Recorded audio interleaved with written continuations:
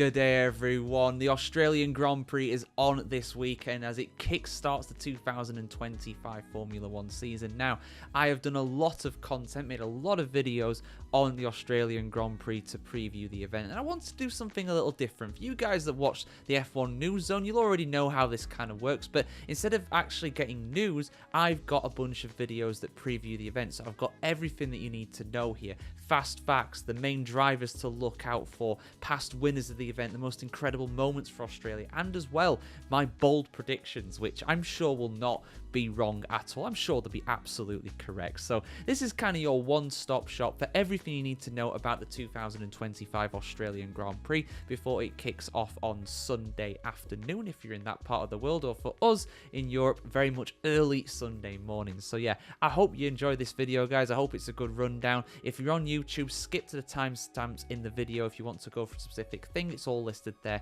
in the description. So yeah, here we go. The Australian Grand Prix is on this weekend, guys. I am so excited for the start of the Formula 1 season, and just like we did in 2024, in 2025 we are going to go through the 5 drivers that I'm looking forward to seeing most this weekend around the Albert Park Street circuit in Melbourne, Australia. We're going to do this for every single race this season in 2025 here on the F1Chronicle.com. I'm going to pick out 5 drivers that I'm looking forward to seeing. Like I said, a lot of new moves, a lot of rookies in the sport, and quite a few local drivers as well in this event. So without further ado, guys, let's have a look at the drivers I'm looking forward to seeing the most at the 2025 Australian Grand Prix. And we'll start with one of the local lads, Jack Doohan, competing in only his second Formula 1 race in his career, and also competing in the Australian Grand Prix for the first time, this time for Alpine. Alpine very much are in the ascendancy if you believe a lot of the gossip around the paddock when it comes to testing times. They could very well be top of the midfield, but Alpine are a tricky one to predict. They are a team that are very much flattered to deceive in the past. Doohan very much has pressure on him as well. Of course, he is rumoured very heavily to be leaving the team as a full-time driver after just 5 rounds of this season to be replaced with Franco Colapinto. But regardless of all that, I don't doubt that he's going to very much enjoy this weekend and have a good chance of getting some points on his proper debut. I mean, obviously he was in Abu Dhabi. Obviously he completed for Alpine in that, but it was very much a last-minute appointment. This is his proper debut ahead of what could be his first full season in Formula 1, or at least he'll start that way anyway. So I'm hoping for a good result for one of the local lads in Jack Doohan. And no matter what, his father Mick will be very proud, no doubt, about seeing his son compete in his home race this weekend. Another local lad I want to highlight is Oscar Piastri. Now, Piastri is very heavily tipped to be involved in the championship battle this season. McLaren are the heavy favourites heading into this season in terms of their performance overall in testing. Now, an Australian has never stood on the Grand Prix podium in the Formula 1 era of the Australian Grand Prix. Now, I know, before anybody points it out, Daniel Ricciardo did finish second on the road at the 2014 Australian Grand Prix, but he was of course disqualified, so that does not count as a podium, nor does Mark Webber going up there in 2002 after scoring points on debut for Minardi. Oscar Piastri has a real chance and an opportunity of being the first Aussie to get a podium in his home race in Formula 1, and I think he's a very strong bet for this. He's a very good qualifier. He's someone who's got a very cool head on his shoulders. I have heard that apparently all the media duties and everything like that can make it difficult for Aussie drivers. They've got a lot of stuff to kind of promote and film, and it's very tiring before they actually get into the race itself, so that could work against him. But the home crowd, a sellout crowd in Melbourne, Australia, will very much be roaring him onto the finish, so I think he's got a very good chance not only of a podium but of a potential home win this weekend. Now, not a little lad by any stretch of the imagination, but this is the closest race of the season to a home race for Liam Lawson. Liam Lawson, of course, making his Red Bull Racing debut this weekend around the Albert Park Street circuit. This is also going to be Lawson's first full season in Formula 1, where he's actually started the season as a Formula 1 driver, and he's of course got the small task of competing against Max Verstappen in the same car. I think this is going to be a fascinating dynamic between the two of them, and I'm I'm going to back Liam Lawson for at least a top 5 on his Red Bull Racing debut. Historically, he does adapt very quickly to new seasons and new teams and new categories, of course. So this new car at Red Bull, I think he's going to do well. It might take him a little bit of time to get used to things, but he'll be competing in the top car for the first time in his Formula 1 career, and I wish the Kiwi all the best of luck during this race weekend. The first race weekend in Formula 1 this time around for Andrea Kimi Antonelli, just 18 years young, and he's making his debut at Mercedes no less as well. This is going to be a very difficult task for him, but I think as long as he's given time to breathe and grow and learn and allowed to make mistakes, he will very much be someone to be reckoned with in the years to come. He is a real protege. He is someone who's a real promise of someone who can do incredibly well in the future. Mercedes, of course, I don't think they're going to do too well this season relatively. I think they have a similar season to what they had last season, but at the end of the day, you know, that is a car that should be challenging for podiums, if not wins. It could be cool this weekend as well in Melbourne. You never know. It's not the warmest time of year typically in Australia right now. They're heading towards their winter time. It's their autumn time at the moment, or fall if you're American, of course. So I think he's going to do well. He's going to. I'm backing him for solid points. Unfortunately, like I said as well, because he is so inexperienced, I think he is someone who is liable to potentially cause an incident, crash the car. Perhaps there's never a dull moment. I don't think. Typical Italian at the end of the day. Very, very, very spontaneous and hard to predict. I hope, I hope he'll do well, and I'm backing him to do well this weekend as well. Now, not making his debut in Formula 1, but making his debut for his new team, Sir Lewis Hamilton at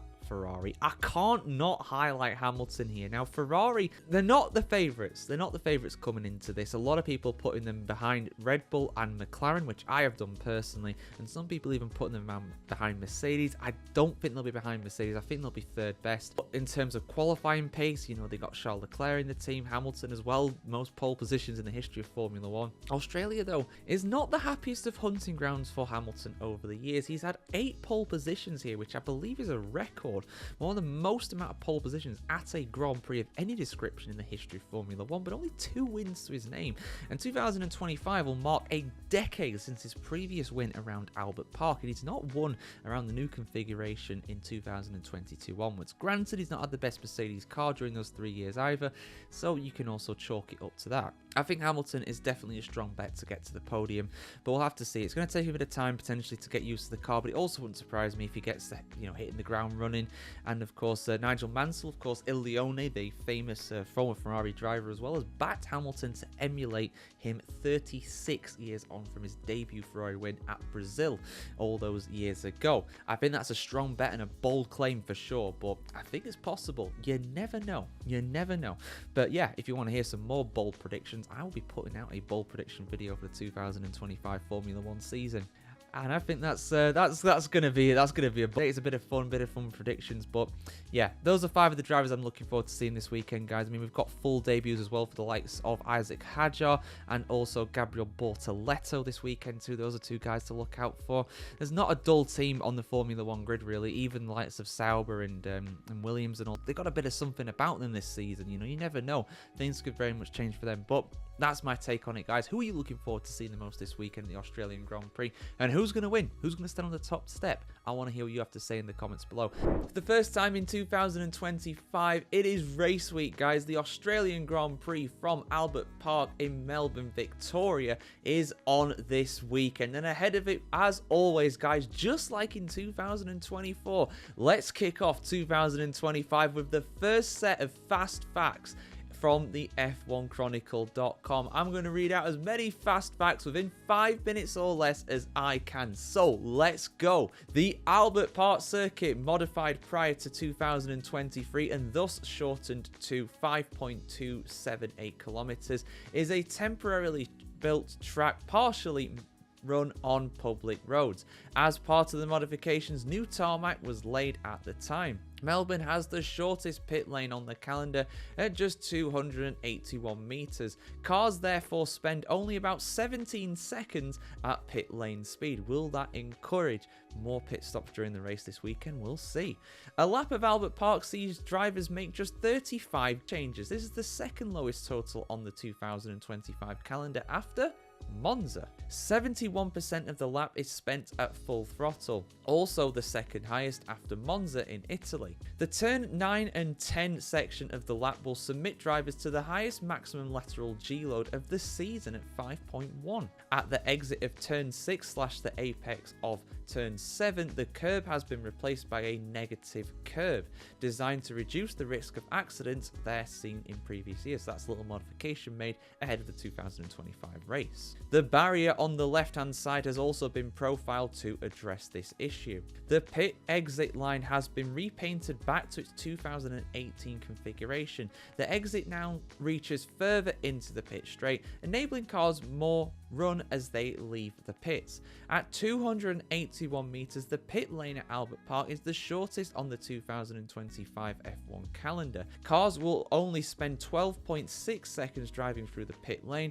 while making a stop this weekend, quicker than at any other track visited this season. This will be the 23rd time that Albert Park has hosted the opening Grand Prix of an F1 season. The first time since 2019 it has raised the curtain for the F1 season. The Australian Grand Prix was the last race of the 1995 season and the first of 1996, the only time in history the same Grand Prix has taken place in consecutive races. In 1995, of course, those were the days of Adelaide, so it was at a different track, and Melbourne, Australia hosted the race for the first time in 96. Mercedes has 4 wins at Albert Park: Nico Rosberg in 2014 and 16, Lewis Hamilton in 2015, and Valtteri Bottas in 2019. Lewis Hamilton also holds the records for the most pole positions around this track. I think he's got 8 in total and only 2 wins, his last win coming in 2015. George Russell made his F1 debut at Melbourne in 2019 for Williams. He scored his first podium for the Mercedes team at the track in 2022 as well. Could that be a sign of positive things to come? And this will be Kimi Antonelli's first F1 race, and he'll be the 3rd youngest driver ever to start an F1 Grand Prix when the lights go out on Sunday at 18 years, 6 months and 18 days. Can you name the other 2? Well, I'll give you one. It's Max Verstappen. But yeah, there we go, guys. Those are all the fast facts for the Australian Grand Prix. I hope you enjoyed this rundown. For much more F1 news and opinion pieces and everything like that, keep it tuned here to the F1Chronicle.com. As always, there's a full article over on the F1Chronicle.com as well. If you want to get some more information, things about tyres and more in-depth look at the track, you can go and do that, of course, if you want some longer facts. But this is where we go for the fast. The Australian Grand Prix, the traditional curtain raiser of the Formula 1 season, is back as the first race of the season in 2025. But let's have a look at some of the most incredible moments from the Australian Grand Prix over the years. I've had to narrow it down to 5 for this video. Very difficult to do, of course. There's so many to choose from, some good, some bad, and some ugly moments in here as well. But let's dive in, guys. So the Australian Grand Prix joined the Formula 1 racing calendar in 1986 as the bookend to the actual season. These days it was held in Adelaide in Australia, around the streets of that circuit, and being the final race of the calendar, it of course played host to the 1986 Formula 1 deciding race as a whole as well. Alain Prost, Nigel Mansell and Nelson Piquet went into this race knowing that whoever won the race most likely would have won the World Championship as well. And it looked as though it was going Nigel Mansell's way. He wasn't in the lead of the race, but he was very much in championship position. However, despite Alain Prost coming into the pits because of tyre trouble and changing his tyres, Nigel Mansell opted not to do that and stayed out because his team told him to as well.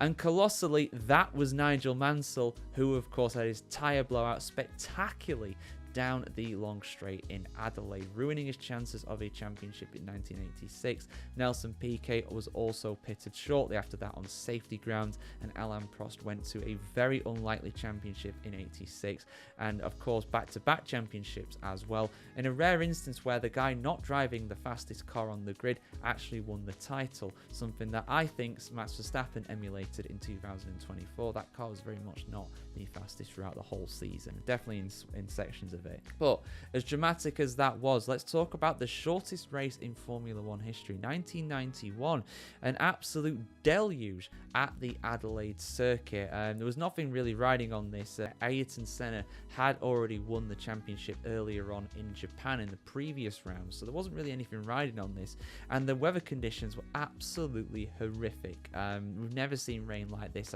only on very few occasions in the modern era of Formula 1. I hesitate to call this a modern era. I'm calling it a modern era because it was on TV, so we could see it live and it was happening. But yeah, the race was red flagged after just 14 laps. Now, I know some people are going to say, when I said, oh, that's the shortest race in F1 history, they will point out the 2021 Belgian Grand Prix, but I refuse to recognize that as a race because they never raced at any point. At least in this one, they did actually race. Ayrton Senna did win the race, Nigel Mansell in second and Gerhard Berger in third for this one. But yeah, the shortest race in Formula 1 history that actually had any kind of racing. 50% points were, of course, produced for this race in the end. But let's go ahead to 1994, still at Adelaide, and another championship decider, this time between Michael Schumacher and Damon Hill. Oh, very much an incident that divides opinion to this day. Michael Schumacher came into this one, I think, about 1 point ahead of Damon Hill. It was very close in the championship. Hill, of course, winning in Japan in very dramatic and wet circumstances, and a very dangerous race indeed, and that was in Japan. But the weather was a lot better for Adelaide, but unfortunately there was a very stormy bit of conditions out on the track itself, if you know what I mean, because Michael Schumacher was leading in the early stages of this one, made a mistake, ran wide, damaged his car. Some people say that he knew he damaged his car and deliberately hit Damon Hill. The contact was made between the two of them, and both of them were out of the race. Damon Hill tried to continue, went into the pits, but unfortunately his Williams mechanics could not repair the car, and therefore Michael Schumacher was declared champion. Some would say by default. I think if James Hunt was still around, would have said default. That's what he said when Ayrton Senna did it to Alan Prost back in the day. This was not quite as egregious, not because of the speed and everything like that, but yeah, very much an incident that divides opinion to this day. Maybe I'll make a video about that one day and give my full take on it. But yeah, dodgy to say the least, I would say. But let's go into the Melbourne era next. 2002. We're all anticipating the start of the 2002 Formula 1 World Championship. Who's going to come out on top? Can anybody challenge Michael Schumacher after winning 2 in a row? And Michael Schumacher, who won the championship this year, would of course match the great Juan Manuel Fangio in terms of 5 championships in Formula 1. Well, it definitely got off to a dramatic start because the likes of Rubens Barrichello and Ralf Schumacher created a absolutely iconic image in Formula 1 history. The massive start line pile-up going into turn 1 unsurprisingly caused a red flag, and that race in 2002 was very much a race of attrition. Barely anybody managed to finish it, but one of the people that managed to finish it was Mark Webber. Webber, in his debut race in Formula 1, driving for Minardi, managed to finish in 5th place, which back then was good enough for 2 points. I think those were the only 2 points he scored of the season, and probably the only 2 that Minardi managed as well.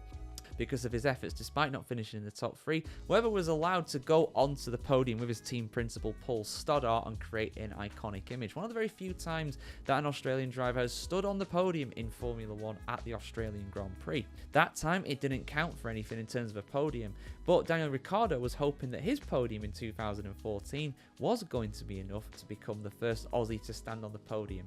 And yes, he did stand on the podium in his home race. However, it was later disqualified for it. It was such a bittersweet pill for Daniel Ricciardo. Very bittersweet day. Very much incredible the fact that he managed to get up there. Everybody was thinking coming into this with the new V6 turbo hybrid era engines and everything that Red Bull were very much at the bottom of the order. You know, they were looking awful during testing. They could barely get the car to run. That Renault engine was an absolute bag of bolts, particularly in the Red Bull. Surprise, surprise.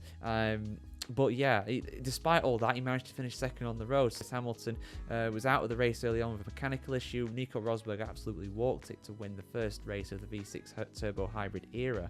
And yeah, Ricciardo's pace was incredible, and the fact he managed to finish the race despite the unreliability of that car and that engine in particular was extremely impressive. But unfortunately, I believe it was a fuel flow rate or a fuel sample or something like that he actually was disqualified. So another time when an Aussie has stood on the podium but didn't count for anything. But can Oscar Piastri change that this weekend? I hope so. I would love to see it. But yeah, those are 5 of my most iconic, unforgettable, incredible moments from the Australian Grand Prix over the years. I could easily do 10, 15, 20 of these, but I've had to narrow it down for this 5 video here, and I'll do another 5 next year, I promise. We'll go through all the iconic moments because there are so many at the end of the day. Which is your favourite moment from the Australian Grand Prix over the years, guys? Let us know your thoughts in the comments below. The Australian Grand Prix is on this weekend, and ahead of the event, I wanted to take a look back at the 5 best Formula 1 drivers to ever come from Australia. There's been quite a few Aussie Formula 1 drivers. There's some world champions, some race winners in this list as well.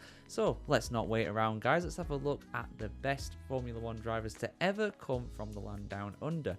Now, number 5, surprisingly, is Oscar Piastri. Now, I'm not doubting Oscar Piastri's qualities. As you can tell, I'm a bit of a fan of the guy. I really like how he conducts himself as a Formula 1 driver, but he's only been in F1 for 2 seasons. This is his 3rd season that he's coming up to now, and in that time, he's won 2 Grand Prix, including a sprint race victory on top of that as well, stood on the podium 10 times, and scored over 300 points. He's also had 3 fastest laps to his name, but he hasn't had pole position yet in Formula 1.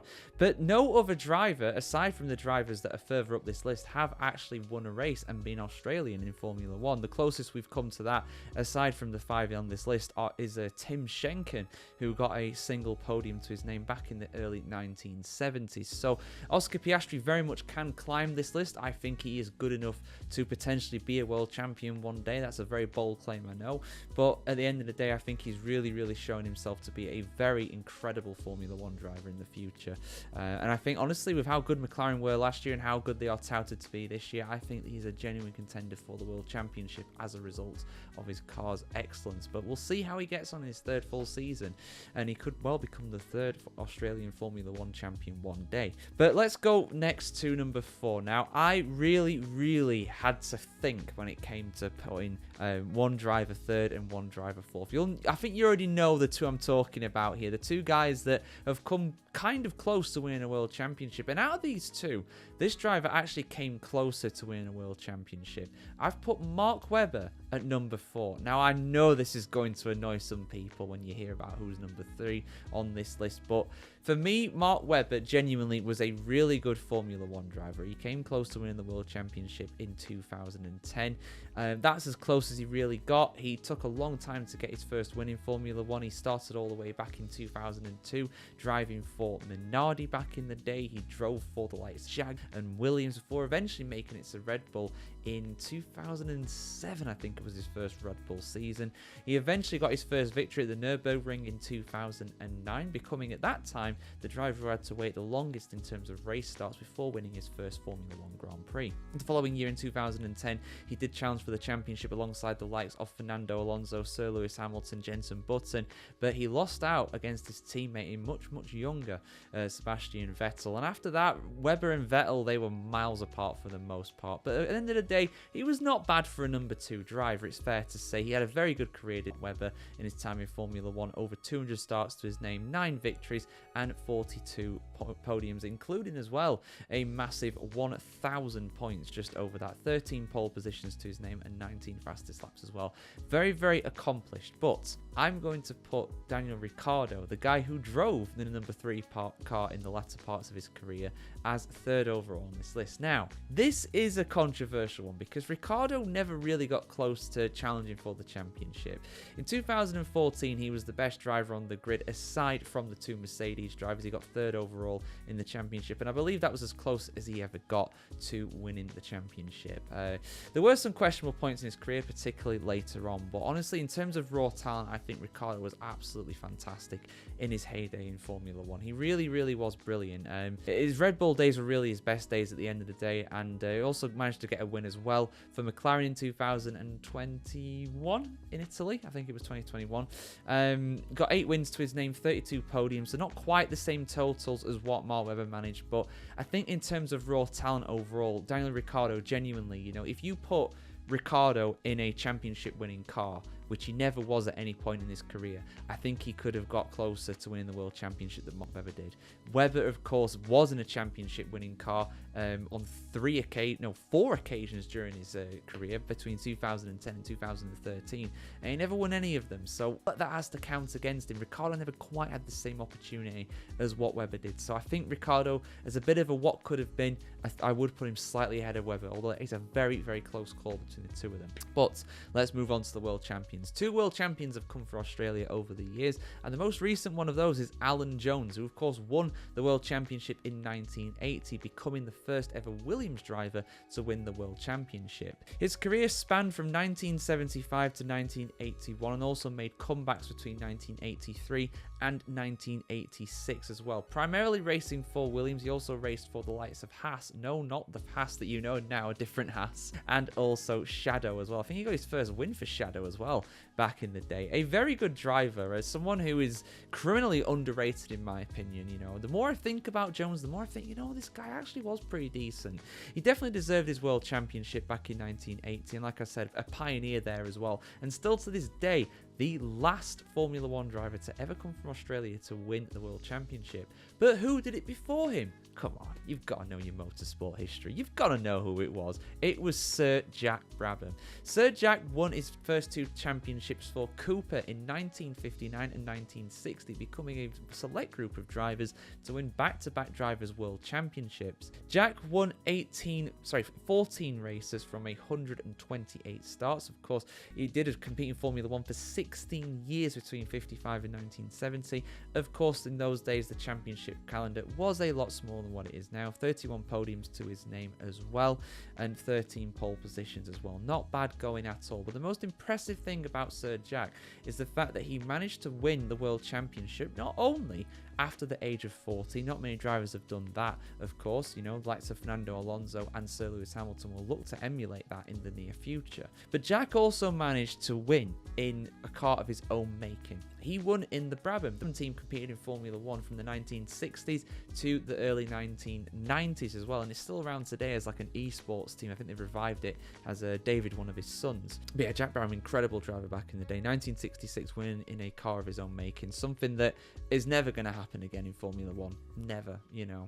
The closest you'd ever get to something like that is the fact that Lance Stroll is driving for Lawrence Stroll's team, but come on, he's never going to win anything, let alone a world championship, so that's never going to happen. But yeah, honestly, one of my favourite moments though from Sir Jack is without a doubt, I think 1966 Dutch Grand Prix. All the journalists were saying he's too old, he can't do it anymore, there's no way he can win the world championship. He's past it, he's a has-been, and he actually turned up to drive for his car with a big beard and a walking stick as well, and he proceeded to lap the entire field and win the race at Zandvoort at a canter.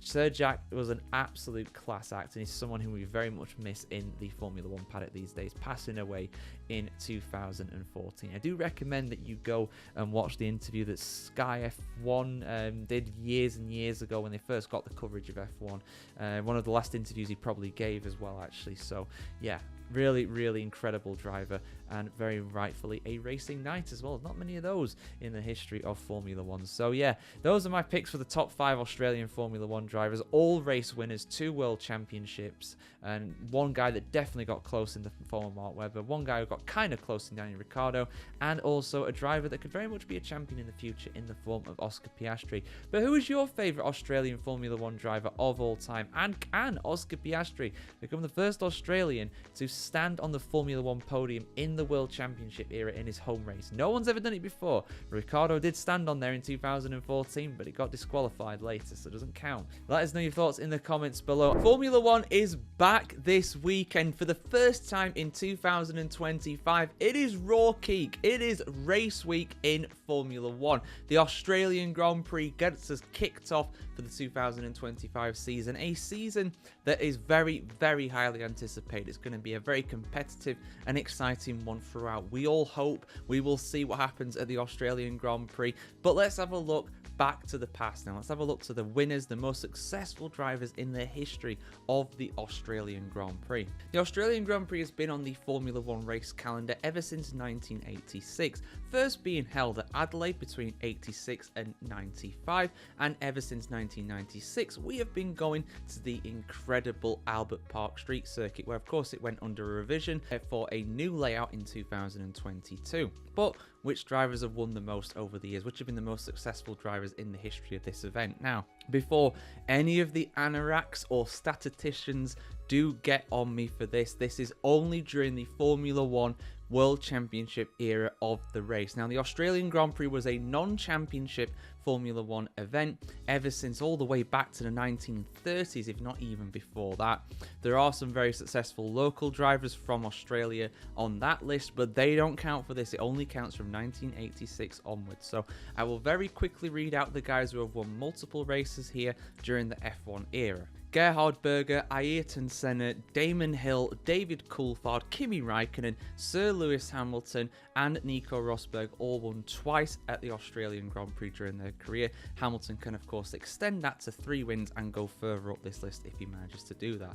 Alain Prost has won the Australian Grand Prix 3 times, but only twice during the Formula One World Championship era. He won in 86 when he won his second World Championship in a row, 1988, but he also won in 1982 as well, but that 82 victory does not count for that list, so he does slot in a 2-time winner category. But there are some 3-time winners, and the first of these is Sebastian Vettel. Vettel won here in 2011 driving for Red Bull Racing, and also back-to-back for Ferrari during his first 2 seasons with the Scuderia in 2017 and 2018, benefiting from some very well-timed pit stops during safety car periods, I think for both of those races in 17 and 18 actually, but my memory is not the best of those because it was very, very early in the morning when that was on, and it's going to be on at 4 o'clock in the morning this year for us here in the UK, will the Australian Grand Prix. But of course, I'm not complaining. That is very much the time that a lot of Aussie viewers have to put up with when most rounds are in Europe or the rest of the world. So I'm not going to complain too much, but I'm just going to put it out there.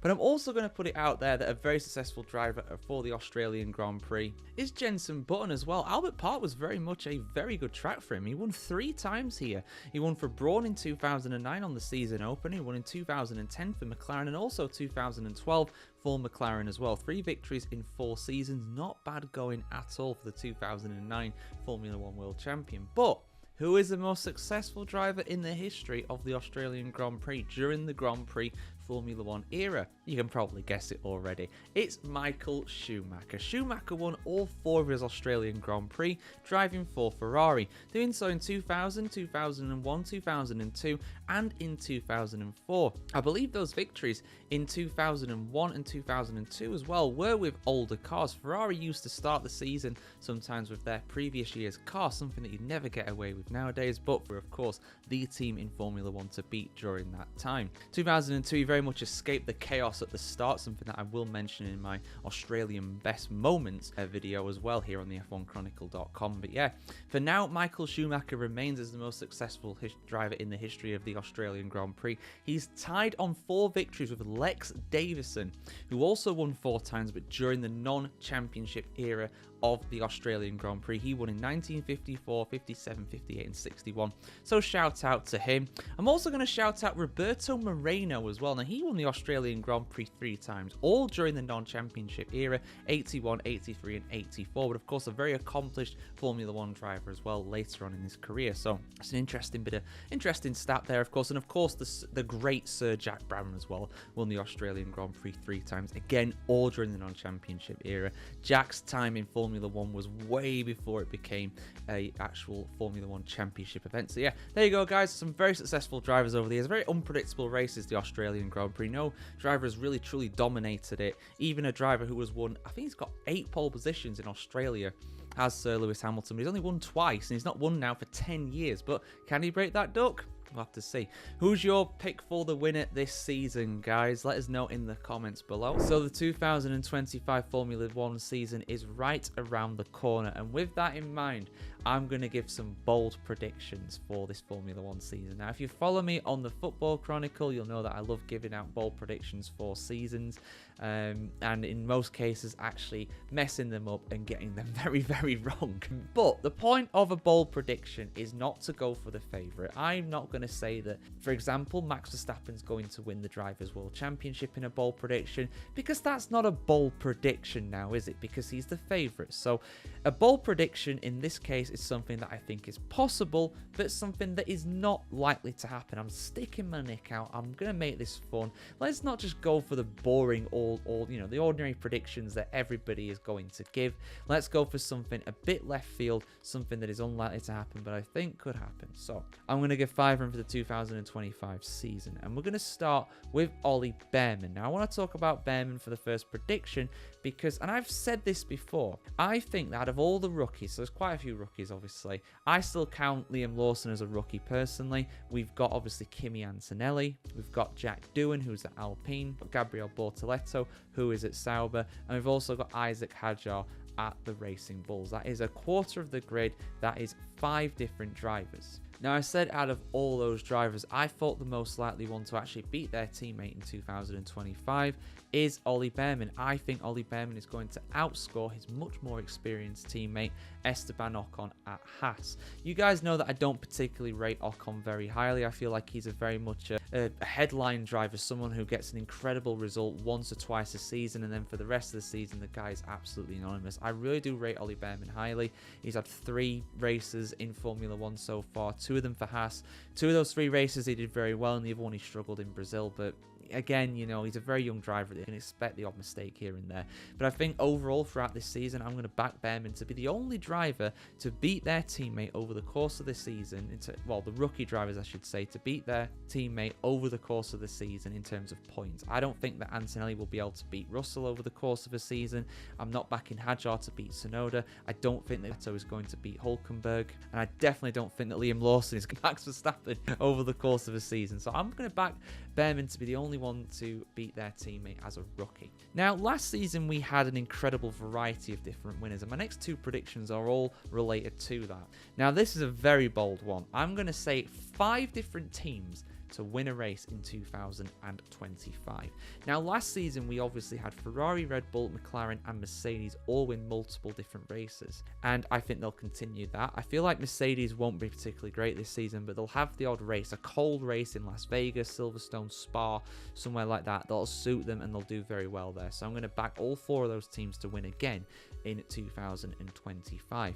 Now, who is the team going to beat? Now, that is a very difficult one to predict. You know, Williams have an incredible driver lineup and they show a lot of promise. I feel like a podium's a massive ask, let alone a victory. Alpine, again, they've always got a one-off incredible result. Imagine if Franco Colapinto wins on his Alpine debut when he gets in for Jack Doohan or something like that. I'm not saying who the 5th team is that's going to win, but I'm going to say there's a 5th team. You know, it could well be Aston Martin if they improve massively throughout the season, but they'll need an absolute miracle to do that. So a very bold one. I don't know who the 5th team is going to be, but like I said, at the end of the day, it's easy to say 4 teams will win. I'm going to go with 5. Why not? Let's make an exciting season. We can live in hope, guys. Come on. There's a very fine line between hope and delusion in these cases with these predictions. And likewise as well, with a third prediction, I've gone with 8 different drivers or more to win races in 2025. Now, in 2024, we had 7 different winners, both Mercedes drivers, both Ferrari drivers, both McLaren drivers, and of course Max Verstappen. I am backing at least 8 to win. So I am backing for the first wins in their careers for Antonelli. I'm backing it for Lawson as well. I think the usual suspects of Hamilton, Leclerc, Piastri, Norris, Verstappen, they'll all win races as well on top of that. And we might well see some incredible victories for someone else. Again, outside of those top 4 teams, I'm predicting there's be at least 1 more potentially. You know, I'm going 8+. We'll see what happens with that, guys. But like I said, it's unlikely, but it could happen. We can hope. We can hope. And if that happened, that would be the most competitive season in terms of results since like 1982, I think. I think we had something crazy in terms of winners overall from that, albeit a much shorter season back in those days too. Now, here we go. So, despite the shirt that I am wearing, I am going to say that Ferrari will be Constructors' Champions. Now, I would personally argue, again, this is very bold in itself, but I would argue that Ferrari have the best driver lineup in the grid in the form of Sir Lewis Hamilton and Charles Leclerc. They came very close to winning the championship last season. They have excellent momentum from last season. There are some doubts being placed on Sir Lewis Hamilton and also the car as well. I think it probably isn't the fastest right now, but throughout the season, as we saw in 2024, Ferrari, they can have a bit of something. They've got a bit of magic about them. So, and I can't say that Red Bull are going to be the ones to win it. I can't say that McLaren are going to be the ones to win it either, because that's not a bold prediction. Mercedes, I don't think are consistent enough, and anybody outside of that top 4, I mean, it's a miracle asking for a win from them, but I am doing that as well. So, yeah, I think that, I'm going to go with Ferrari to win their first championship of any description since 2008 in the form of the Constructors' Championship. But do I think they're going to win the Drivers' Championship? Leclerc, Hamilton, who's going to do it? Well, no, I'm going to go for a McLaren driver. But I'm not going for Norris. Norris is very much the favourite. I can't go for Max Verstappen. That's not bold. I'd say it'd be bold to go for one of the Ferrari drivers, but I'm going to go a bit of variety here. I'm going to hedge my bets. I'm going to go for Oscar Piastri to be the world champion. I know. I've got goosebumps even saying something like that. That'd be absolutely incredible if he managed it. But I really do rate this kid highly. I think he's fantastic. I really, really do think he's a very cool head on very young and inexperienced shoulders. Now, of course, his form at times last year was a bit patchy, but so was Lando Norris as well.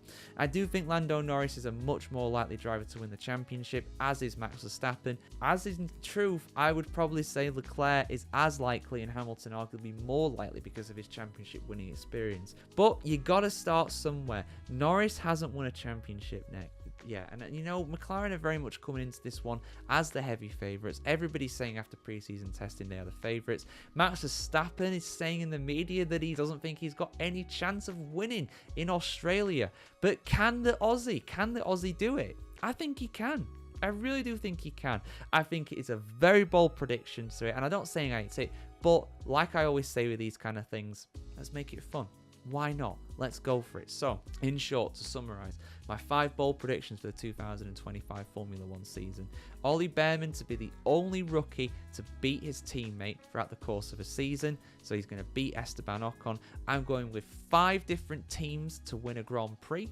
I am going with at least 8 different drivers to win a Grand Prix. I am going for Ferrari to be the Constructors' World Champion, and I'm also going for Oscar Piastri to win the Drivers' World Championship. Yes, don't worry guys, I'm not going to bury these predictions if they get wrong. We'll do a mid-season update, and we'll also do an update at the end of the season to see how right or wrong, probably wrong, I am. So what are your bold predictions for the 2025 season? Let us know your thoughts in the comments below. Have a great day, guys. I hope we have a fantastic season, and I hope we have a great race as well on Sunday morning around Melbourne, Australia. Like, share, comment, subscribe if you want to see more wacky predictions just like this from the world of Formula 1. And if you want to support us some more, I would really appreciate anything you can give over on Patreon or Substack as well. We are the biggest F1 newsletter in the world on Substack. Just saying. I'm going to rep that for as long as I can do. Yeah. So yeah, see you soon, guys. Have a great day. Take care of yourselves.